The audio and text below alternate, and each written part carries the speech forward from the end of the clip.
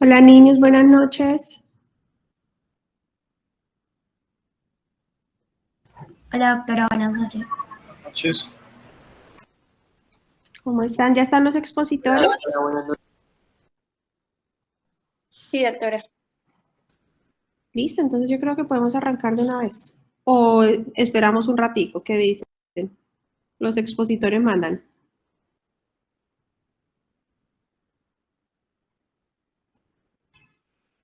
Ya compartimos, doctora. Perfecto.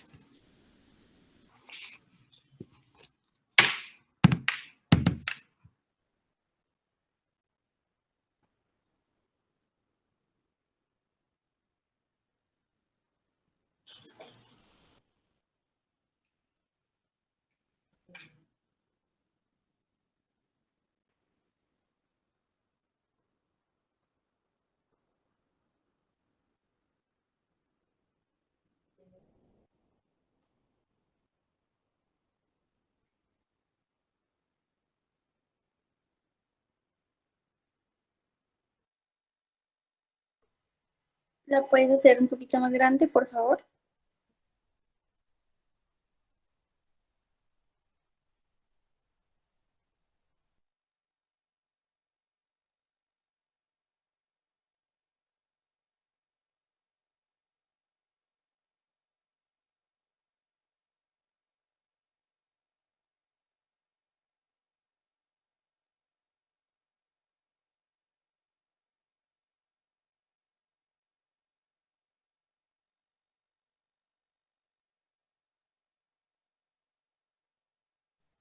No sale la presentación en pantalla grande.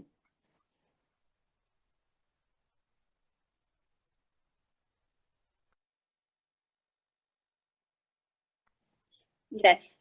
Bueno, entonces vamos a comenzar. Buenas noches a todos. A mi grupo le correspondió el tema de herencia multifactorial. Entonces, pues vamos a hablar de eso esta noche. Siguiente, por favor. Bueno, en cuanto al contenido, primero vamos a hacer una introducción de qué es la herencia multifactorial y después ya vamos a hablar de enfermedades específicas como el asma, la diabetes, la hipertensión arterial, la obesidad y la osteoporosis. Bien. Bueno, entonces, entrando ya como tal a qué es la herencia multifactorial, esta pues como tal es en la mayoría de los casos es desconocida y va a ser una interacción entre una determinada predisposición genética caracterizada por la expresión de un sistema poligénico con diversos factores ambientales. Cuando digo sistema poligénico, pues se hace referencia a una característica en el que está influenciado dos o más genes, cada uno de los cuales pues contribuye al fenotipo general. Y aquí vamos a tener como por ejemplo la estatura o el color de piel. Y pues obviamente se llama poligénico, por la misma palabra lo dice, porque pues están varios genes involucrados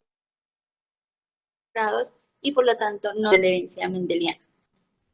Entonces, como tal, la herencia multifactorial significa una anomalía congénita que puede ser provocada por muchos factores, ya sea genéticos o también pueden ser ambientales. Y pues la combinación de los genes de tanto la madre como el padre, sumada a factores ambientales desconocidos, nos va a dar distintos rasgos o trastornos. Entonces, pues como pueden ver en la imagen, y de una parte tenemos pues, el ambiente, en el otro la genética, hay factores en los que influye como tal solamente los factores ambientales y en las otras la genética.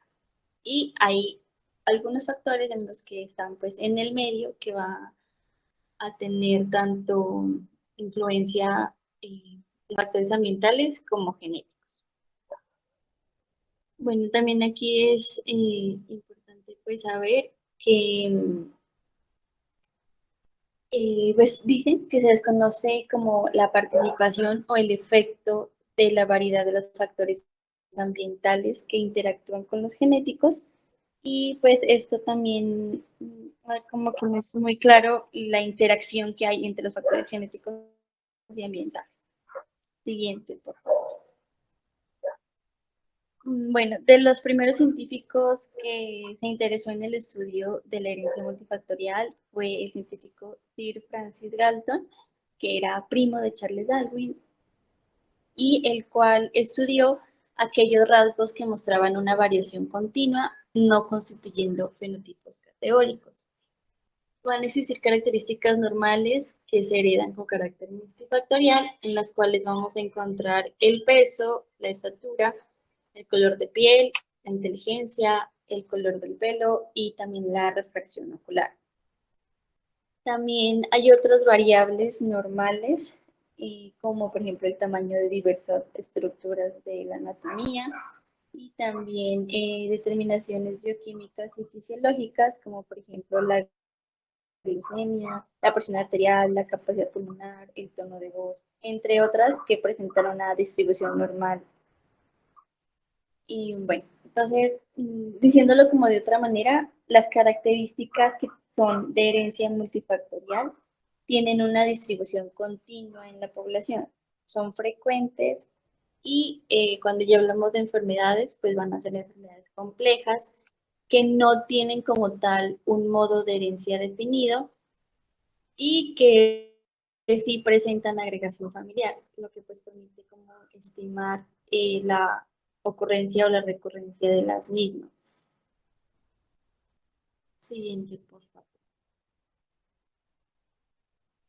Entonces van a haber aspectos distintivos de la herencia multifactorial. El primero sería el rasgo o la enfermedad. Suele presentarse de forma esporádica. También en general los progenitores no manifiestan el fenotipo. La tercera, que es frecuente que existan familiares de diversos grados de parentesco afectados. Esto es lo que se le llama agregación familiar, pero la recurrencia no presenta como un tipo de herencia de la segregación monogénica. Cuando hablamos de segregación monogénica, hacemos referencia a las afecciones genéticas que surgen por la mutación de solo un gen y que generalmente pues tienen un patrón específico. En la herencia multifactorial no se da eso. La cuarta sería que hay una ocurrencia de la enfermedad que puede ser influenciada por los factores ambientales. Y como quinto tenemos que los familiares con parentesco de primer grado suelen estar afectados con más frecuencia y cuanto más rara es la afección, más se evidencia pues este fenómeno. Como sexto, tenemos que en general, cuando la prevalencia del defecto o la enfermedad es menor en un sexo que en otro, la descendencia del sexo afectado presenta mayor riesgo de padecer. Siguiente,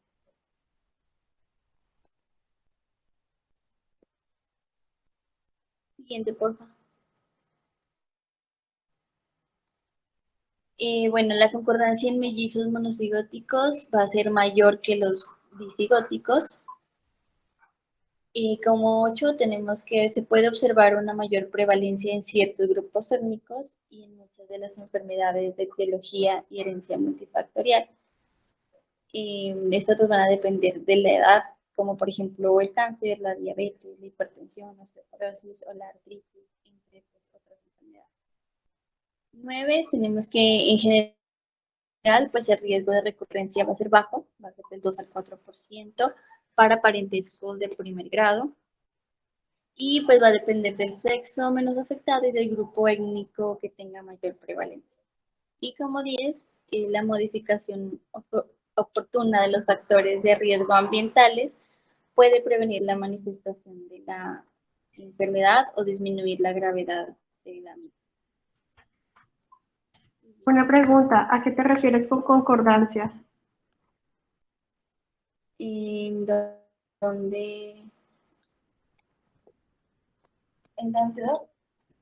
En la 7, concordancia en mellizos monocigotos es siempre mayor que en los disigotos.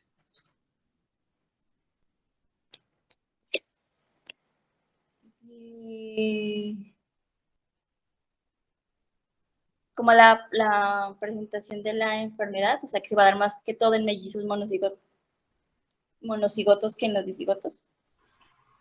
No, cuando hablan de concordancia se va a hacer referencia al rasgo fenotípico, es decir, la característica que estés mirando, que el rasgo que se manifieste igual en ambos. ¿Listo? Por eso siempre va a ser mayor en los monocigotos que en los dicigotos. Ok, vale, doctora, gracias. ¿Vale? Siguiente. Bueno, lo que leí pues hablaba de un modelo umbral y el modelo pues lo que explica como tal es que hay una distribución en la susceptibilidad a las enfermedades en una población. Entonces, el rasgo o la enfermedad que pues estemos viendo se va a manifestar cuando el umbral de riesgo o exposición es alcanzado, como se puede ver en la primera imagen. Entonces, al ser alcanzado el umbral, ya sea pues por predisposición genética o porque haya una interacción de los factores ambientales, esta se va a manifestar. Y en cuanto más alejado esté el umbral, más grave puede ser la enfermedad. En cambio, pues en las personas que no alcanzan el umbral, el riesgo de la enfermedad pues, es muy mínimo o la enfermedad no se va a presentar. Y en la imagencita de abajo, más que todo se ve como los familiares de primer grado de una persona que padezca alguna enfermedad de estas, el umbral se va a correr más a la derecha, lo que hace que pues se amplíe o se considere el mayor riesgo de recurrencia de comparación pues, a la población normal. Siguiente. Bueno, en cuanto a eh, la herencia pues como tal va a ser el porcentaje de variación poblacional de un rasgo debido a los genes. Entonces, la variación poblacional pues es como la variabilidad obtenida de una población atribuible pues a las causas o los factores genéticos. Aquí van a haber dos tipos de herencia, se hablaba de dos tipos de herencia. La heredabilidad en sentido amplio, que va a ser la variación fenotípica de una población que depende del genotipo de cada individuo. Y la heredabilidad en sentido estricto, que va a depender de los factores genéticos aditivos y que no tiene en cuenta otros factores como las interacciones entre los genes o las relaciones que sea dominante o recesivo en los diferentes alelos. Siguiente. Y bueno, entonces, pues decía que uno como de los métodos más utilizados para analizar las características multifactoriales sería el QTL, el cual es como un fragmento cromosómico o un segmento de ADN que está asociado a una determinada característica fenotípica o a una enfermedad. Y que lo que hace esto pues, es identificar los genes que van a participar en la predisposición genética de la enfermedad y que aquí se usaba como tal el análisis de GWAS, que es un estudio en el que se comparan marcadores de ADN en todo el genoma. Entonces, se hace pues como tal el estudio, se identifica y se localiza la región cromosómica que está pues, directamente relacionada con la patología y esto pues permite la identificación de los genes que participan y pues ya tratarlo de esta manera. Siguiente. Espérate un segundo, retrocede, porfa.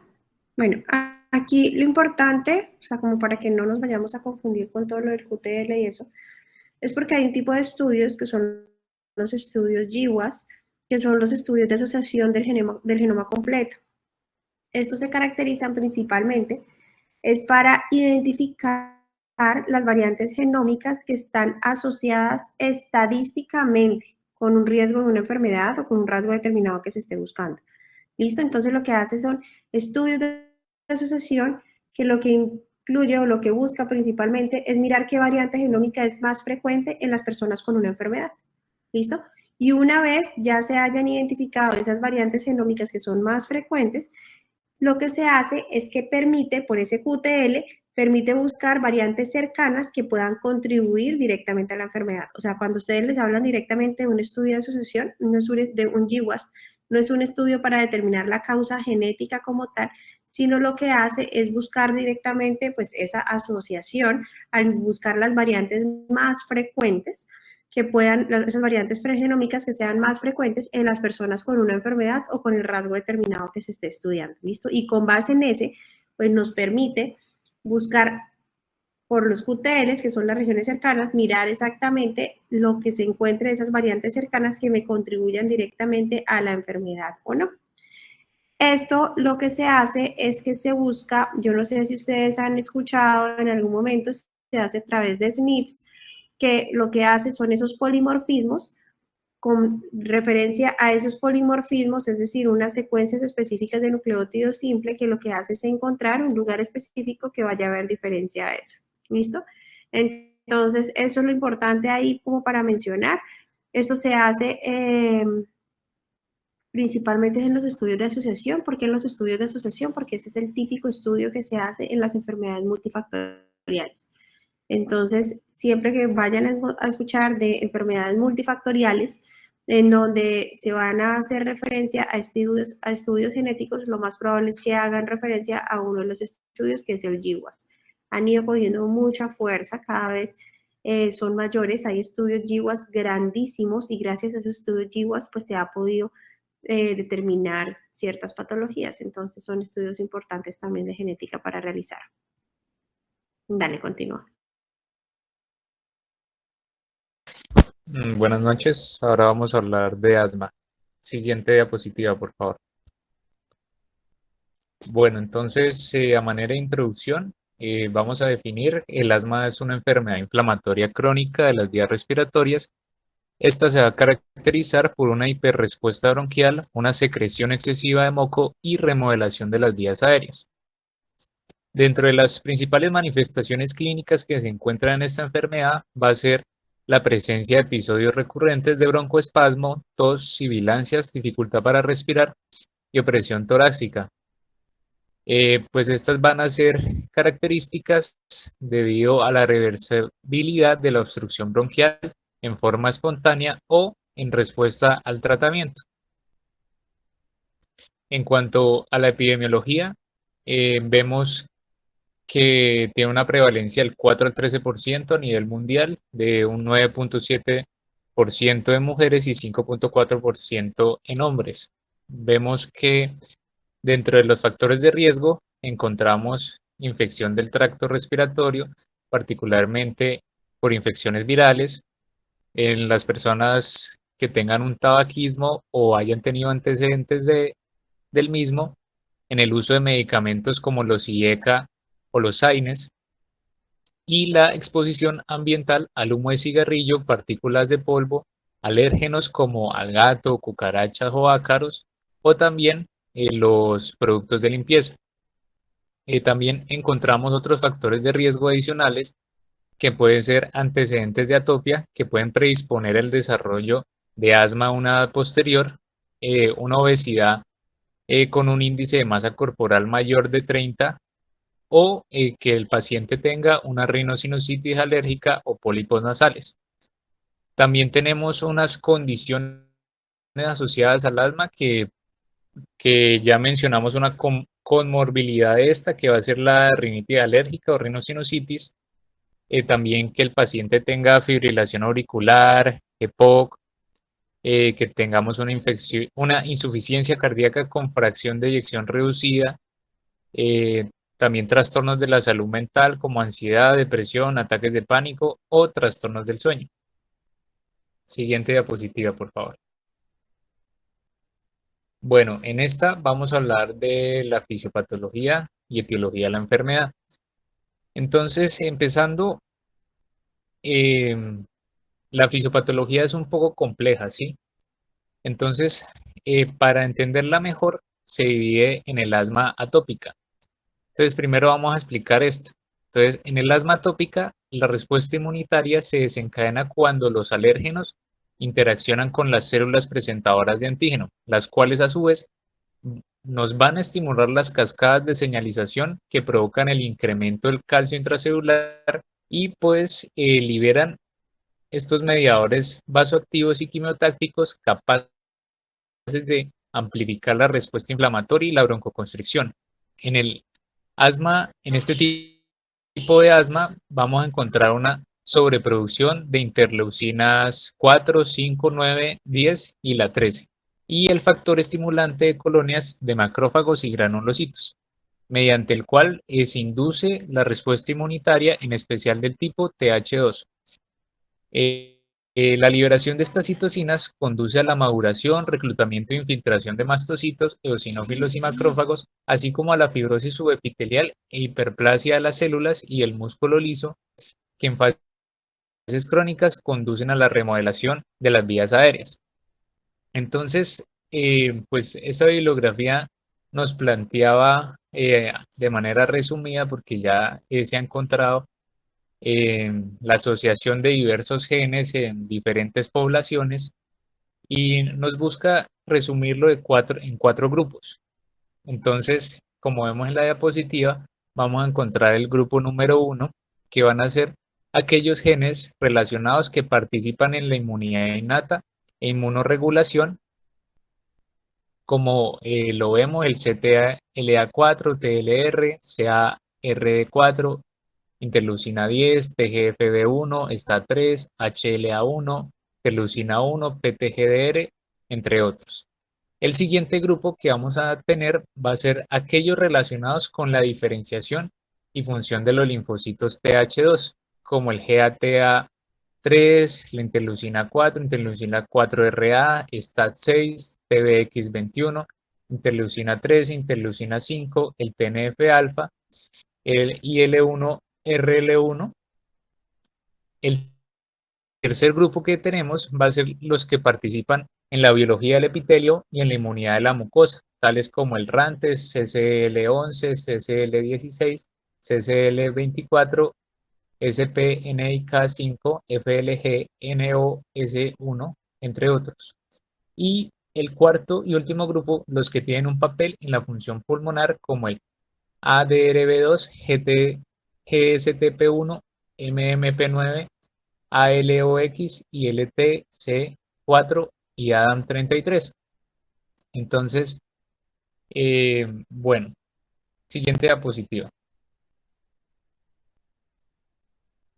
Acá pues encontré un artículo que nos hablaba, es un artículo reciente del 2022, que nos habla de genes, como lo explicó la doctora, que se han encontrado en este tipo de estudios, en el GWAS, ¿sí?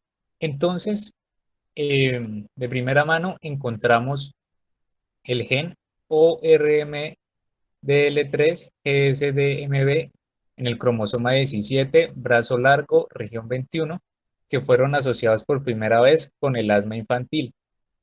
Aquí es importante aclarar que por lo general se toma el epitelio de la nariz, ya que es muy difícil llegar a los bronquios para realizar este tipo de estudios.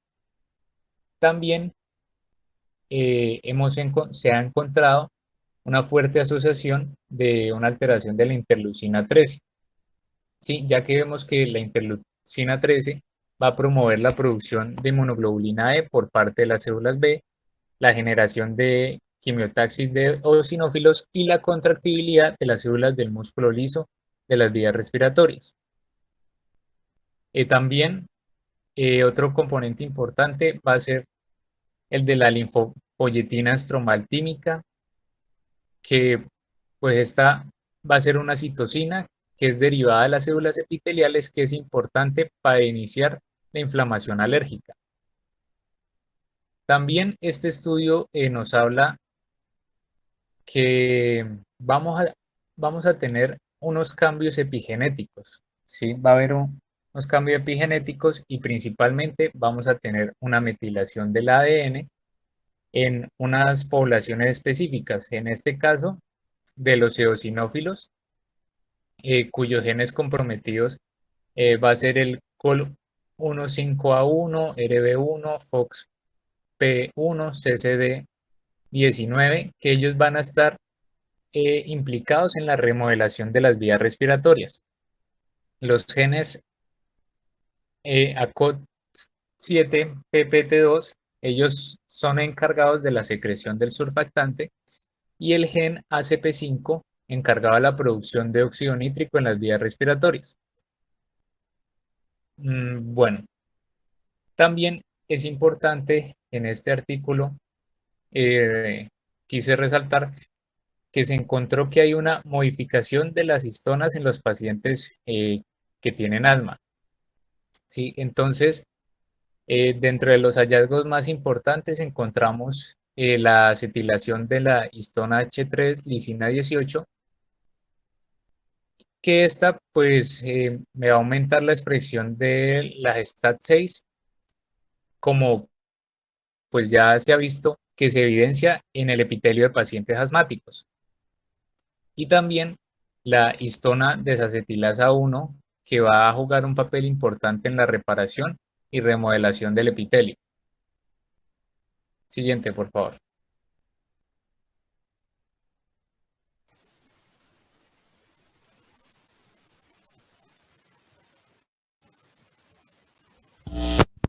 Buenas noches, ¿sí me escuchan? Sí. Ok, bueno, listo.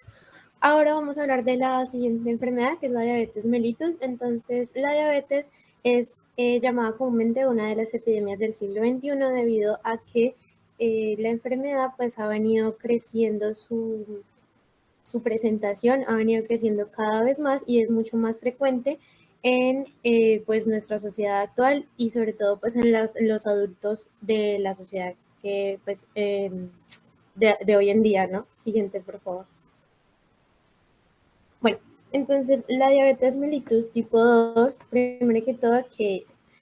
Bueno, se nos dice que es un síndrome heterogéneo endocrino metabólico de etiología multifactorial. Esta parte de la etiología multifactorial la vamos a venir entendiendo pues poco a poco a lo largo de la exposición, pero lo más importante es que quiere decir que va a tener un factor genético y adicionalmente va a tener un factor ambiental. Y por lo tanto, pues la unión de estos dos factores es lo que nos va a llevar a que se presente pues la enfermedad.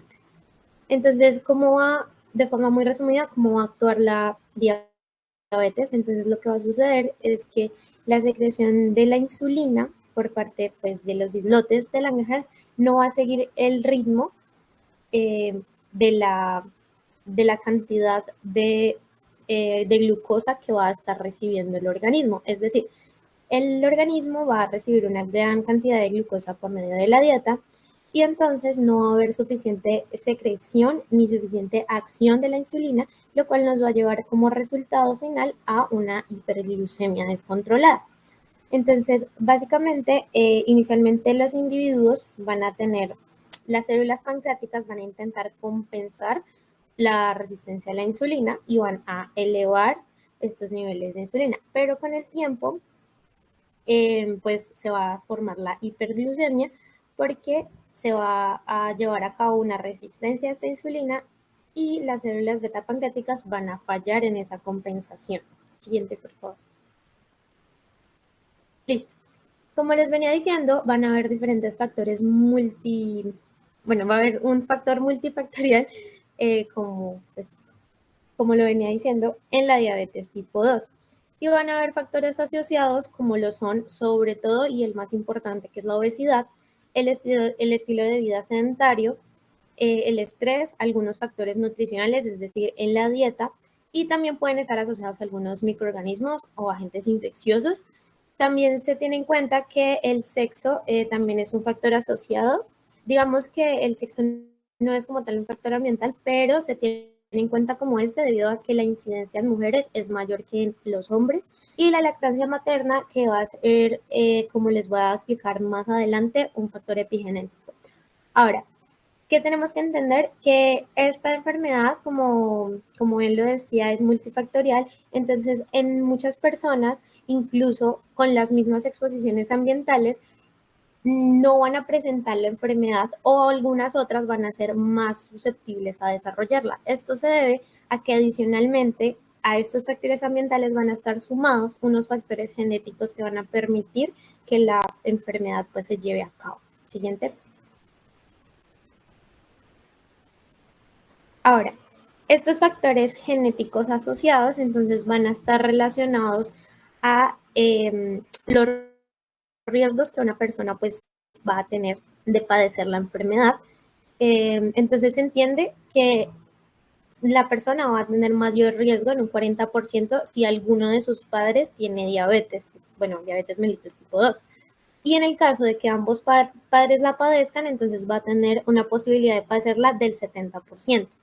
También se entiende que los familiares de primer grado, en estas personas que la padezcan, tienen aproximadamente 3 veces más probabilidad de desarrollar la enfermedad que las personas que no tienen pacientes en primer grado que la padezcan, familiares que la padezcan en primer grado. Y por otro lado, como nos explicó la doctora, la tasa de concordancia, que va a ser pues básicamente estos factores fenotípicos o estas cualidades fenotípicas que se van a presentar en los gemelos. Entonces, en el caso de los gemelos monocigóticos, hay alrededor de una concordancia del 70%, lo que quiere decir que ellos van a presentar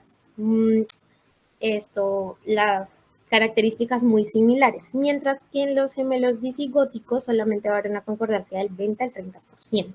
Siguiente. Ahora, ¿cuáles van a ser los genes que van a promover el riesgo de la diabetes tipo 2? Entonces, también como nos decía la doctora, pues como la diabetes mellitus es una enfermedad poligenética, se llevarán a cabo varios estudios GWAS.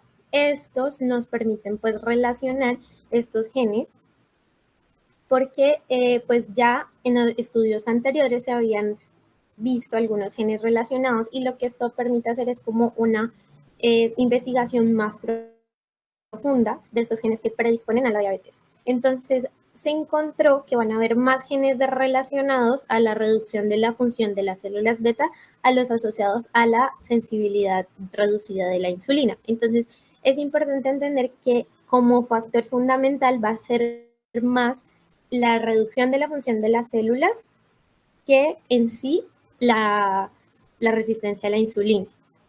Entonces, vamos a tener en este caso, pues, estos 10 genes asociados y en la sensibilidad pues, de la insulina solo van a haber 3.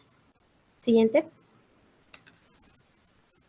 Bueno, finalmente lo que tenemos que entender es que, como les venía diciendo, lo más importante es la interacción gen-ambiente. Entonces, va a haber una relación medioambiental de los genes con los hábitos y el estilo de vida de cada paciente. Esto nos va a llevar pues a que se dé como tal la enfermedad. Entonces la activación pues de la predisposición genética requiere estos factores ambientales.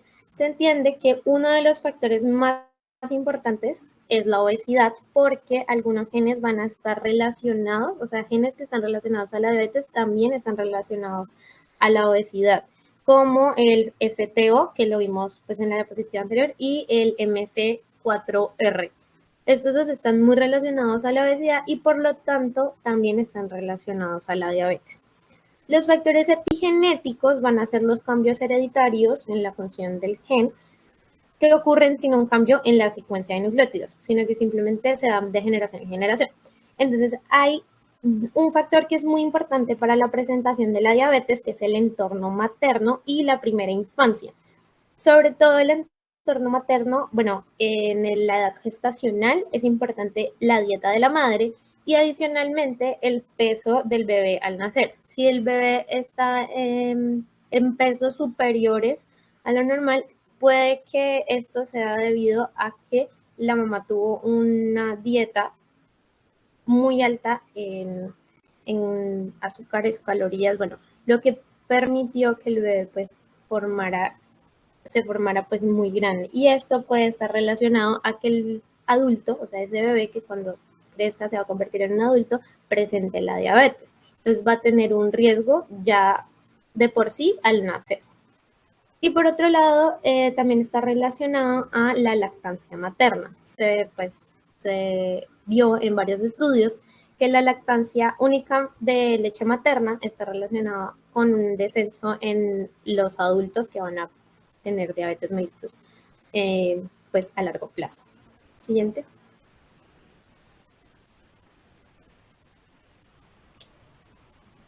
Bueno, continuamos con la hipertensión arterial. Siguiente, por favor. Bueno, la hipertensión arterial está definida como la presión arterial elevada de forma mantenida. Las guías norteamericanas, como las de la ACC y la AJA, nos han definido la hipertensión arterial con unas cifras de presión arterial iguales o superiores a 130/80. Sin embargo, las guías europeas pues mantienen su umbral definitorio en 140/90. Siguiente. La hipertensión arterial afecta a más del 30% de la población mundial y es una de las principales causas de morbilidad y mortalidad de la población, y también es considerada un riesgo independiente para la enfermedad arterial coronaria, la insuficiencia renal, la enfermedad cerebrovascular, la insuficiencia cardíaca, la enfermedad vascular periférica y el infarto agudo del miocardio. Siguiente. Bueno, en cuanto a los mecanismos que promueven de manera temprana el desarrollo de la hipertensión arterial, tenemos la remodelación del endotelio vascular. Este pues es entendido como la elevación repentina de la presión arterial, que pues va a ocasionar un aumento en la resistencia vascular, y eso se traduce en un mayor índice de la relación pared-lumen. También tenemos la hipertensión hipercinética limítrofe.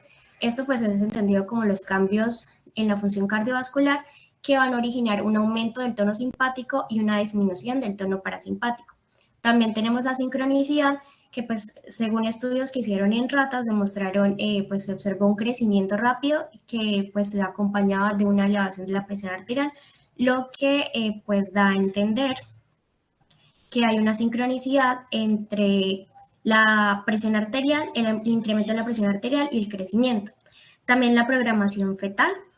Esta puede ser entendida como los cambios en las etapas tempranas del desarrollo del embrión atribuidos a una mala adaptación, lo que va a predisponer a futuro a enfermedades propias del adulto.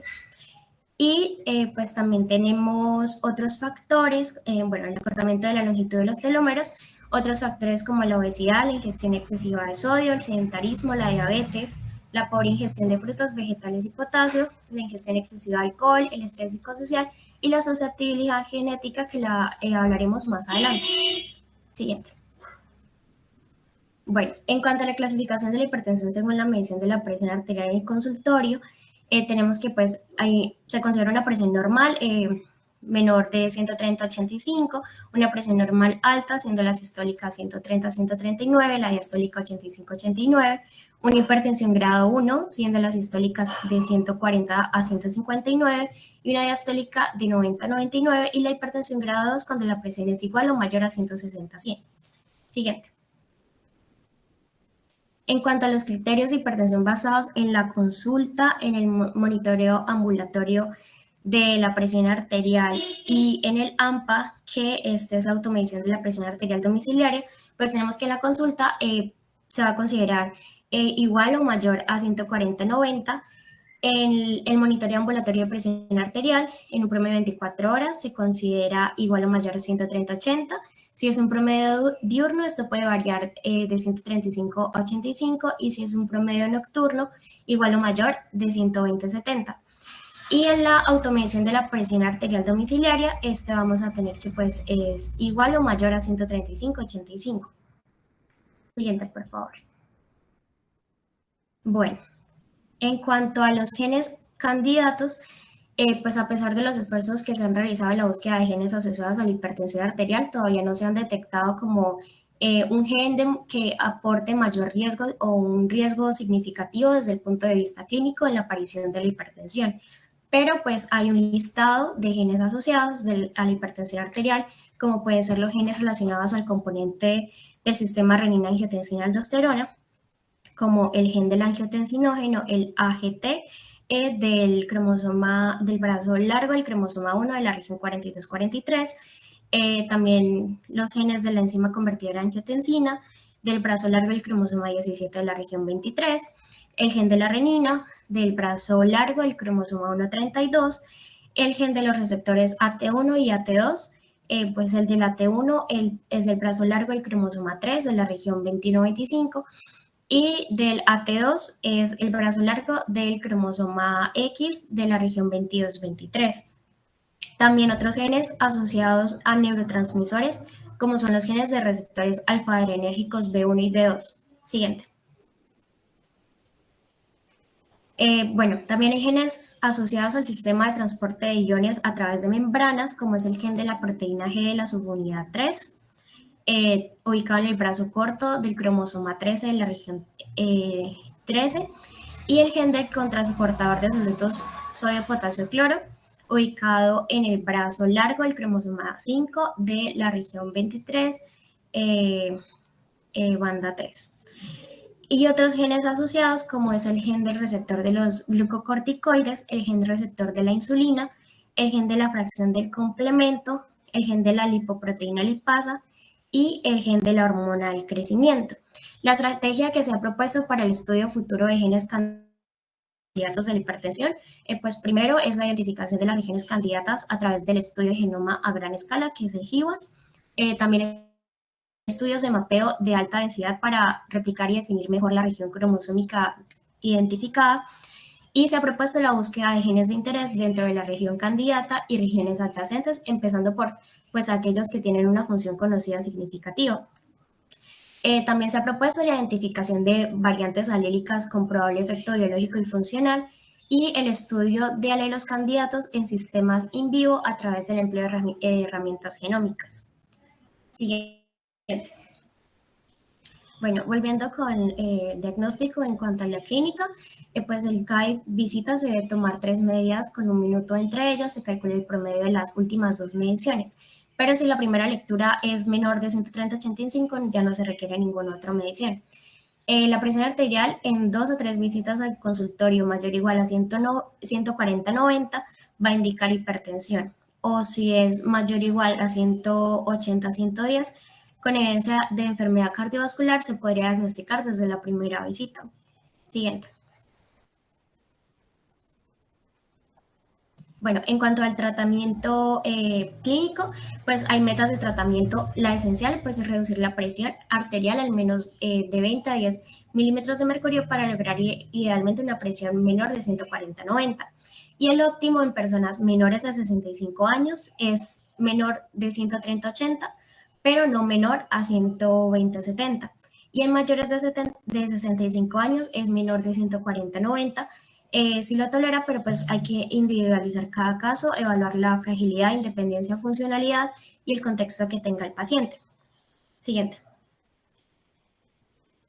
En cuanto al tratamiento esencial, bueno, en las guías nos recomiendan usar los medicamentos disponibles con las mejores características posibles para cada caso, tratar de usar la terapia combinada en una sola píldora, preferir los diuréticos tipo tiazida-like, y si no están disponibles, usar las tiazidas clásicas, y preferir los calciantagonistas dihidropiridínicos por encima de los no dihidropiridínicos. Siguiente. Bueno, en cuanto al tratamiento óptimo, pues es de 4 pasos. El paso 1 es una terapia oral combinada a varias dosis, es A más C, pues ahí tenemos los ARA2, los IECAS, más los calciantagonistas dihidropiridínicos. El paso 2 es esta misma terapia, pero a full dosis. El paso 3 es una terapia triple combinada, donde se va a hacer ARA2, IECAS, calciantagonistas dihidropiridínicos, y añadido a esto diuréticos tipo tiazida-like. Y el paso 4 para hipertensión arterial resistente es la triple combinación anterior más la espironolactona. Siguiente.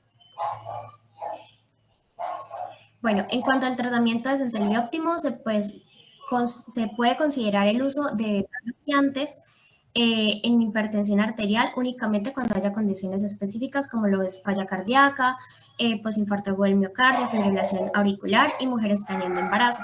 Y otras consideraciones, como la monoterapia en pacientes de bajo riesgo con hipertensión grado 1 o en adultos mayores o frágiles. Considerar ARA2 y IECAS diuréticos en post-ACV, en adultos mayores, en falla cardíaca incipiente y en intolerancia a los calcioantagonistas. También se puede considerar ARA2 y IECAS más calcioantagonistas o calcioantagonistas más diuréticos en pacientes de raza negra, y una precaución con la espironolactona cuando la fracción de la tasa de filtración glomerular sea menor de 45 mililitros por minuto o el potasio sea mayor de 4,5 milimoles por litro. Siguiente, por favor. Bueno, hablando de la obesidad, siguiente. Entonces, la obesidad es la acumulación excesiva de tejido adiposo como consecuencia del desequilibrio energético y se define como un índice de masa corporal igual o superior a 30. Representa una de las patologías pues, endocrino-metabólicas más importantes para la salud pública y puede ser causada por es multifactorial, combinación de factores genéticos, ambientales, psicológicos y sociales. Y tiene como complicaciones ahí como un aumento de la morbilidad y mortalidad por causas cardiovasculares, mediadas ya por alteraciones cardiometabólicas. Siguiente. Entonces, hablando de la obesidad de etiología monogénica, se define como aquella que es consecuencia de la alteración de un único gen. Y las alteraciones monogénicas con patrón de herencia mendeliano representan en torno como más o menos el 5% de los casos de obesidad severa no sindrómica. Y hasta la fecha se podrían sistematizar en grandes categorías como patología en genes del sistema adipocito hipotalámico, el eje leptina melanocortina, patología en los genes asociados con el desarrollo del hipotálamo y obesidad asociada a síndromes malformativos. Siguiente. Entonces, en la gráfica de la izquierda, vemos que la regulación de la conducta alimentaria es como compleja, están involucrados mecanismos a nivel central y periférico. Y se muestran como las principales vías regulatorias. Entonces, el hipotálamo recibe e integra las señales neuronales, metabólicas y morales desde la periferia.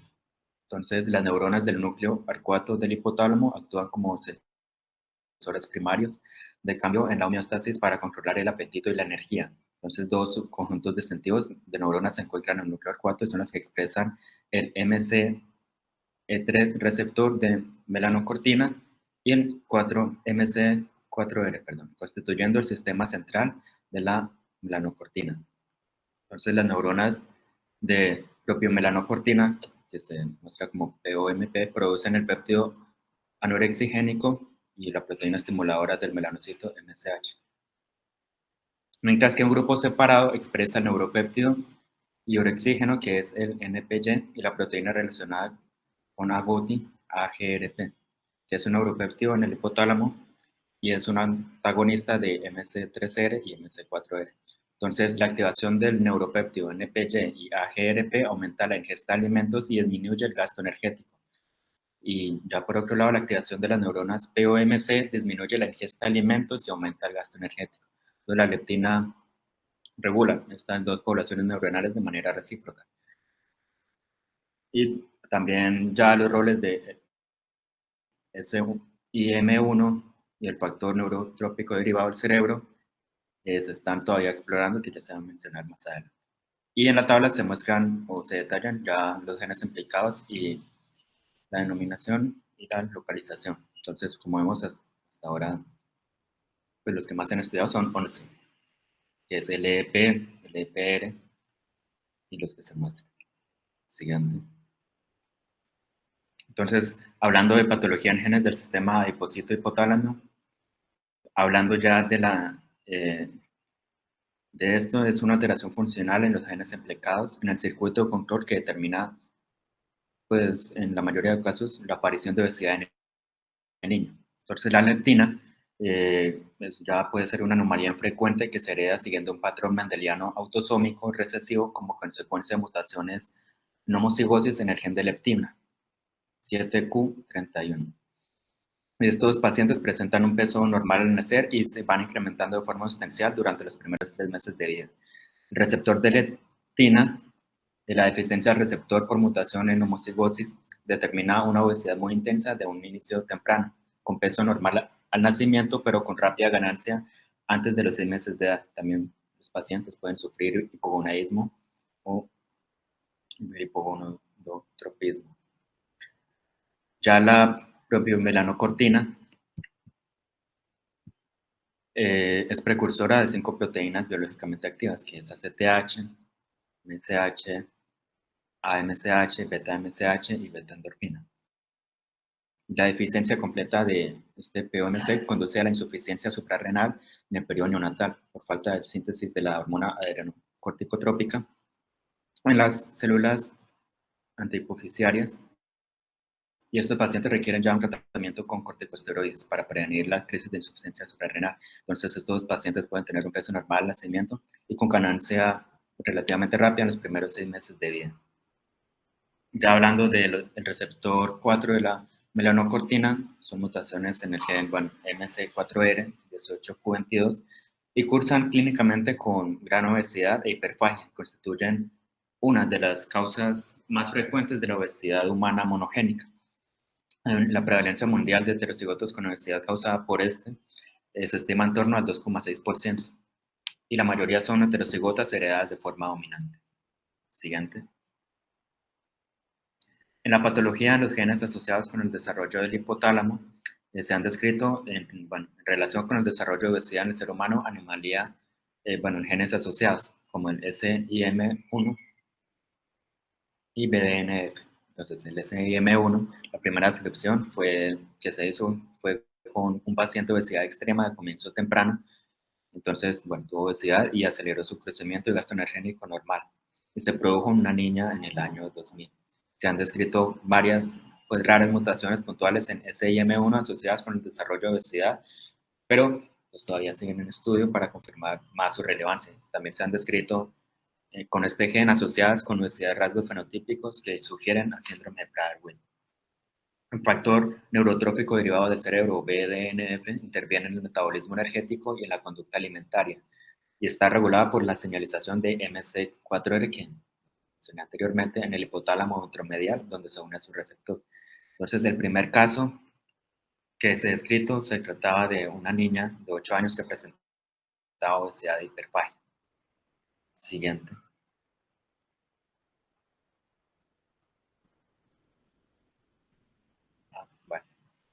Como corrieron las imágenes. Entonces, la primera imagen de arriba a la izquierda es el síndrome de Prader-Willi. Entonces, esto ya son obesidades asociadas a síndrome polimalformativos y que se transmiten con un patrón de herencia mendeliano y cursan con obesidad como uno de sus rasgos fenotípicos. Entonces, arriba a la izquierda está el síndrome de Prader-Willi. Desde los 12 a los 18 meses se desarrolla una hiperfagia incontrolable, apreciándose como obesidad causada por intensa hiperfagia, y unida al retraso mental, hipotonía muscular, hipogonadismo. Se encuentra en la región 15Q, CQR. Tenemos el síndrome de Bardet-Biedl, que es la imagen de arriba a la derecha. En estos pacientes, el incremento progresivo de masa corporal suele acontecer en torno a los 2 o 3 años de vida. Entonces, hay varios subtipos. Entonces, el subtipo 4 está como asociado a mutaciones en el cromosoma 15, que conlleva a una obesidad más intensa. El síndrome de Carpenter, que es el de abajo a la derecha, cursa con craneosinostosis, polidactilia, sindactilia de tejidos blandos y obesidad, y se hereda según un patrón autosómico recesivo debido a mutaciones de homocigosis en el gen RAP23-6P11. Y el de abajo a la izquierda, el síndrome de Armstrong, se trata de un síndrome heredado de manera ya autosómica recesiva debido a mutaciones en el gen ALNS1 en la región 2P13, y hay una obesidad de comienzo temprano y una degeneración retiniana. También pueden padecer diabetes mellitus tipo 2 y pérdida de audición. Siguiente.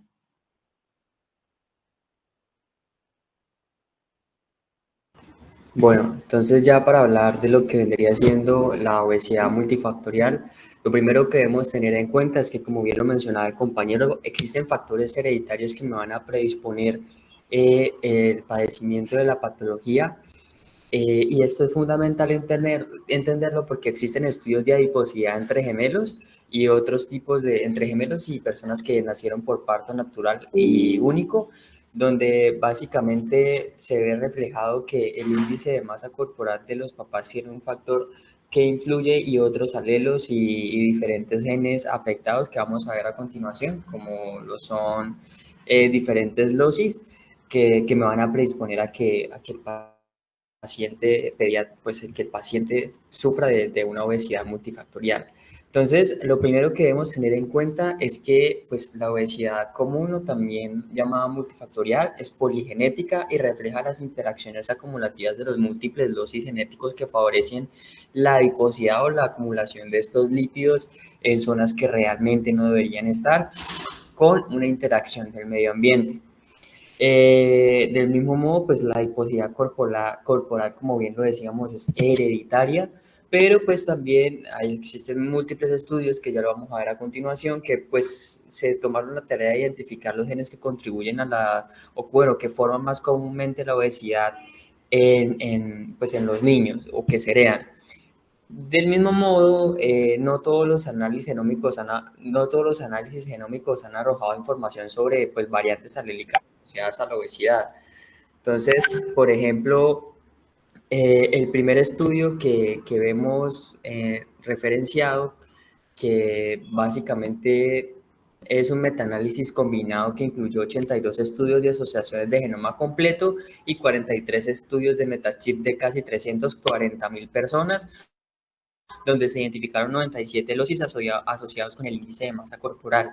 Este estudio incluyó que tiene, se estudió que tiene una probabilidad de sesgo del 12%, pero aún así vemos que la muestra es bastante grande, por lo que el sesgo pues el estudio es bastante confiable.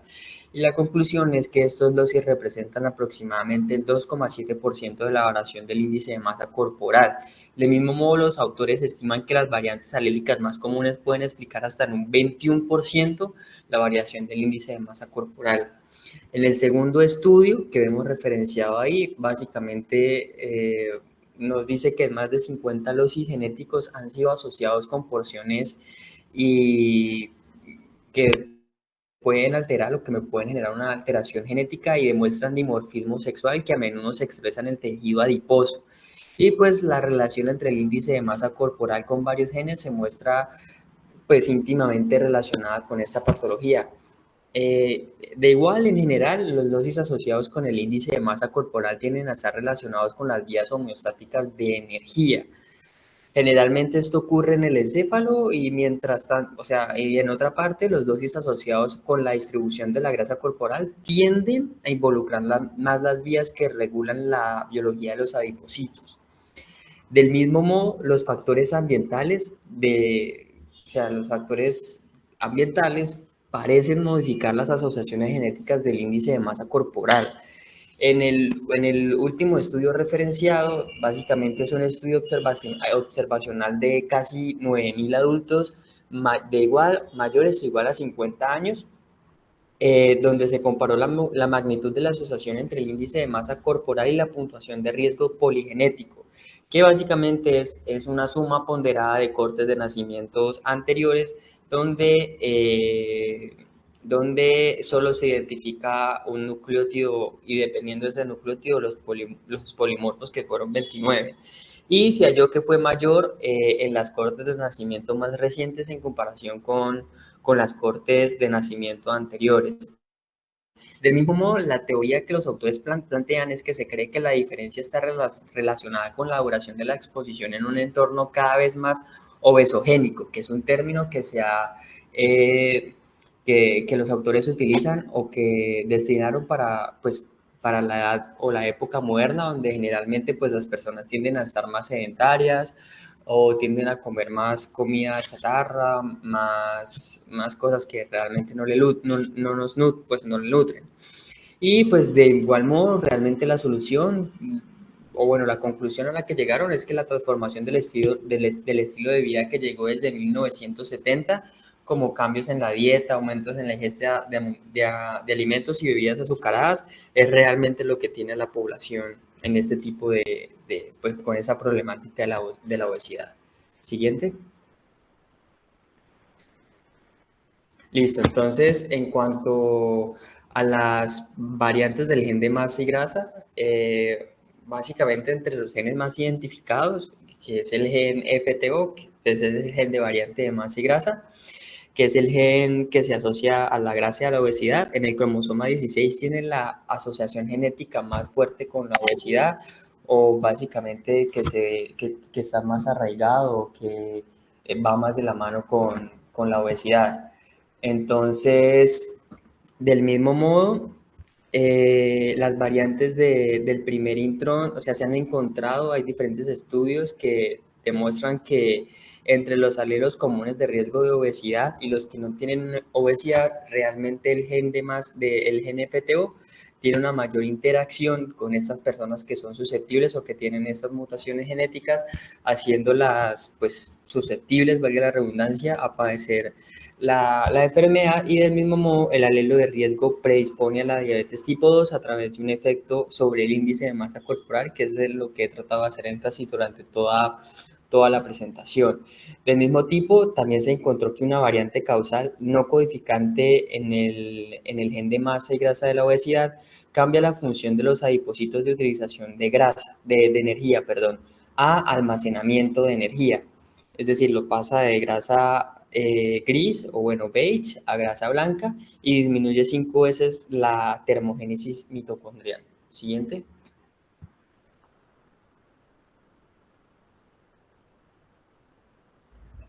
Siguiente diapositiva. Ok, entonces ahora vamos a hablar de osteoporosis y su relación con la genética. La osteoporosis es una enfermedad ósea, va a estar caracterizada por una disminución de la densidad y una desmineralización de lo que viene siendo el contenido óseo, o sea, de la estructura ósea y también de la microarquitectura del hueso. Esta es una enfermedad silenciosa, esto quiere decir que hasta que no acontece una fractura, hasta que no pasa un suceso así como una fractura, pues esta enfermedad no es diagnosticada. Afecta principalmente mujeres posmenopáusicas y a hombres mayores de 65 y puede conducir, pues como ya les dije, a un riesgo de fractura constante que puede agravarse pues con las diferentes enfermedades que las personas padezcan. Vamos a ver también más adelante que tiene diferentes etiologías. Y siguiente. Entonces, ¿qué causa la osteoporosis? Hay varios factores, por eso se habla de una enfermedad multifactorial. Uno de ellos y los más significativos es la falta de calcio y la falta de vitamina D en lo que sería la dieta. Otros factores que pueden aumentar la incidencia de esta enfermedad es el envejecimiento, pues sabemos que las células de recambio día con día van aumentando su senescencia, o sea, los osteoclastos van actuando de manera más rápida y los osteoblastos pues no pueden cubrir o ejercer su función de manera normal. La menopausia también va a ser una de las causas de la osteoporosis y digamos en los casos del estilo de vida, que haya una poca ingesta de calcio y vitamina D, lo que podemos hacer son terapias de reemplazo con calcio y terapias de reemplazo con vitamina D. En el caso de ser por la menopausia o por hormonas, podemos hacer una terapia hormonal que pueden reducir el riesgo de fracturas o prevenir lo que es la disminución de la masa ósea. Esta terapia hormonal va a consistir en administrar estrógeno y progesterona para reemplazar así las hormonas, disminuyendo la menopausia. En los casos en los que los osteoclastos estén aumentados, que lo vamos a ver también con un origen genético, podemos usar lo que son medicamentos como bisfosfonatos. Estos bisfosfonatos funcionan inhibiendo precisamente las células que descomponen el hueso, o sea, los osteoclastos, y puede ser administrado por vía oral o por inyección. Otros factores pueden ser el estilo de vida y las condiciones médicas. Siguiente. El rol de la genética en la osteoporosis, pues si bien como vimos es multifactorial y depende sobre todo del desarrollo de la persona, la genética también juega un papel importante. Muchas investigaciones han demostrado la correlación que existe entre una falla o alteración genética en un gen específico y la incidencia de osteoporosis. Por ejemplo, los genes que son responsables de regular la densidad ósea, de activar o desactivar los osteoclastos y osteoblastos. Y dentro de estos ejemplos, pues tenemos estos 4 principales genes. Tenemos el COL1A1 y el COL1A2. Estos genes son los que codifican para proteínas que forman el colágeno tipo 1. Y si recordamos, este colágeno tipo 1 es el componente principal de los huesos. tenemos los genes como el ESR1 y BDR, quienes codifican para receptores de estrógeno y vitamina D, que como vimos tienen un papel sumamente importante en la consistencia de los huesos y en su densidad. Ambos pues, son nutrientes importantes para esto y como ya les dije, pueden ser tratados por una terapia de reemplazo.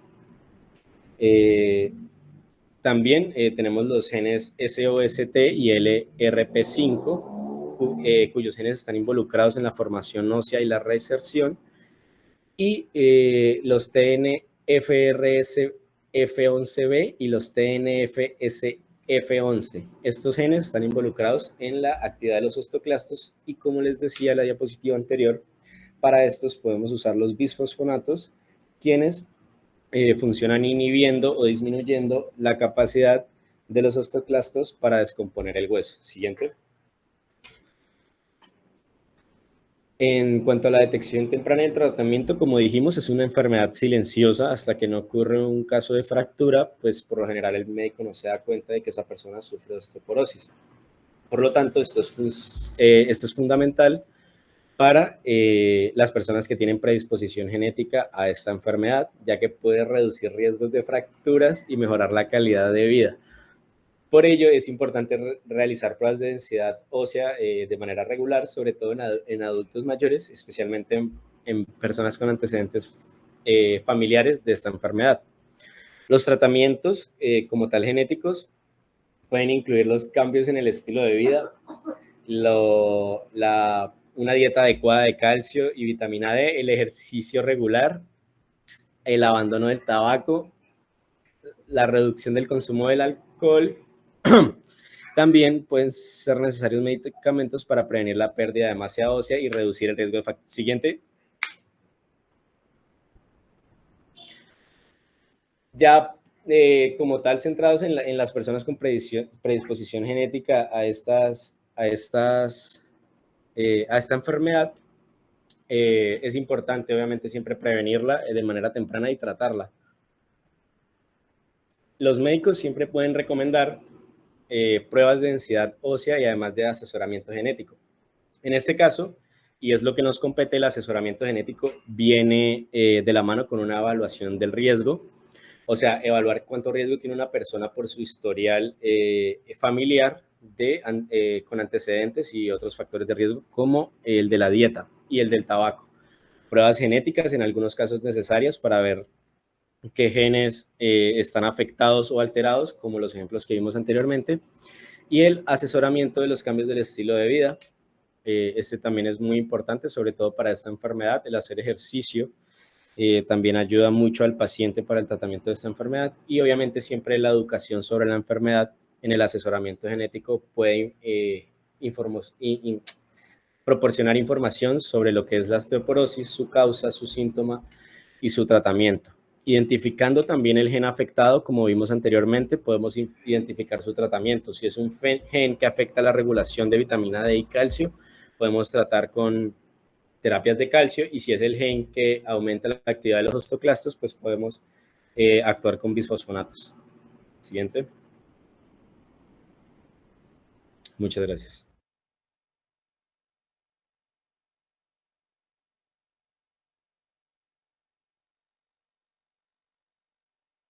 Listo, niños, perfecto. Pues muchas gracias, estuvo muy completa la exposición el día de hoy. Digamos que de herencia multifactorial, pues lo importante a tener en cuenta siempre es que uno cree que estas enfermedades no tienen algún componente genético, y pues ya vieron que estos componentes genéticos son importantes porque nos incrementará el riesgo a padecerlos. Sin embargo, los factores ambientales son fundamentales. Todo lo que es la epigenética en estas enfermedades juega un papel muy importante. Y pues ahí es cuando realmente nosotros logramos ver la asociación de los factores ambientales junto con los factores genéticos ya que nos puedan llevar a cabo estas enfermedades. Importante tener en cuenta diferencias entre qué es una mutación, qué es un polimorfismo, diferencia entre un estudio de asociación, para qué se usa ese estudio de asociación, es como lo más importante a tener en cuenta. Enfermedades multifactoriales van a encontrar muchas, o sea, prácticamente todas las enfermedades de medicina interna y todas las enfermedades prácticamente son multifactoriales. Entonces, siempre recordar que siempre puede haber un componente genético, que ese componente hereditario está ahí. El caso es saber exactamente qué asociación puede tener ese componente junto con la sintomatología del paciente. ¿Listo? Para el día de hoy no les voy a dejar ningún taller en el momento. Mientras pienso bien cómo vamos a hacer.